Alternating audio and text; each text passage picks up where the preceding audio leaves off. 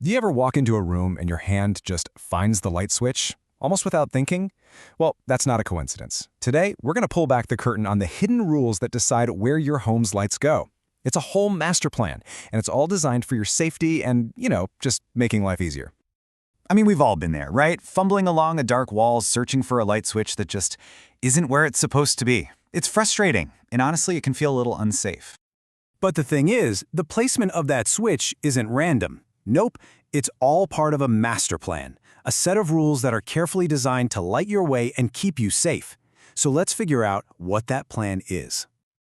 Okay, so this master plan actually has a name.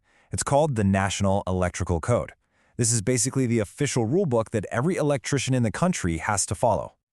Yep, the National Electrical Code, or NEC for short. This thing is the foundation for all electrical safety.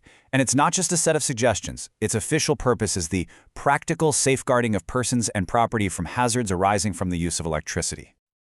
Now, you don't need to be an expert to understand the core idea of the NEC. It really just boils down to one simple, elegant rule. You should never have to enter a dark space to turn on a light.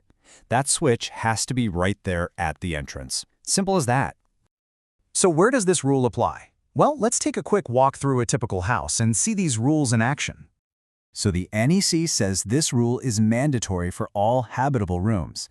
Think living rooms, bedrooms, dens, and it also applies to kitchens, bathrooms, and laundry areas.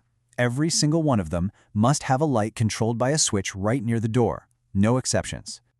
But hang on a second. What if you're not a fan of that big overhead light? Maybe you prefer the cozier vibe you get from lamps. Well, the code actually has a really clever answer for that. The code gives you a couple of choices here. You can have your standard, permanent light fixture on the ceiling or a wall, or you can have something called a switched receptacle.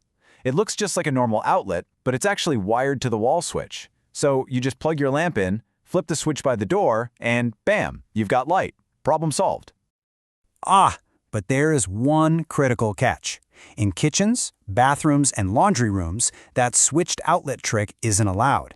In these kinds of spaces, where you're doing specific tasks, the code says you absolutely need a permanent, installed light fixture for safety. Okay, so we've covered the rooms, but what about all the spaces between the rooms? Well, the code is just as particular about how we light our way through the house. And the same logic applies here too. Hallways, attached garages, and any exterior doors all need to have a wall switch light. It's all about making sure you can see where you're going, whether you're bringing in groceries or just making a late-night trip to the kitchen. Now, stairways are a huge deal when it comes to safety. For any staircase with 6 or more steps, one switch just won't cut it. The code demands a switch at the top, one at the bottom, and another one at any landing that has a doorway. This pretty much guarantees you can always light the path ahead of you, which drastically cuts down the risk of a fall. So here's a fun little detail from the code. We know you need a light for outdoor entrances, but what about those slanted cellar doors? The ones that lead down into a basement? Does that mean you need a special outdoor weatherproof light? Actually, no. The code makes a really practical exception here. For one of those bulkhead doors, the light can be installed inside the basement, as long as it's within 5 feet of the bottom of the stairs. This keeps the light fixture safe from the weather, while still doing its job of lighting your way. Pretty smart. All right, finally, let's head into those utility spaces, attics, basements, and crawl spaces. The rules here are a little different, but they all follow that same core logic of safety and convenience. In attics, basements, and crawl spaces, you don't always need a light. The rule only kicks in if the area is used for storage, or if it has equipment that needs servicing, like a furnace or a water heater. Basically, if there's a good reason for you to go in there, you need to be able to see what you're doing.